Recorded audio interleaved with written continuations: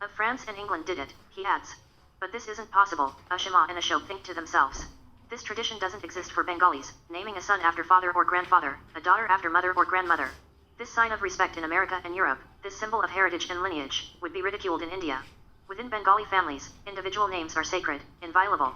They are not meant to be inherited or shared. Then what about naming him after another person? Someone you greatly admire. Mr. Wilcox says, his eyebrows raised hopefully. He sighs. Think about it. I'll be back in a few hours, he tells them, exiting the room. The door shuts, which is when, with a slight quiver of recognition, as if he'd known it all along, the perfect pet name for his son occurs to Ashok. He remembers the page crumpled tightly in his fingers, the sudden shock of the lantern's glare in his eyes. But for the first time he thinks of that moment not with terror, but with gratitude. Hello, Gogol, he whispers, leaning over his son's haughty face, his tightly bundled body.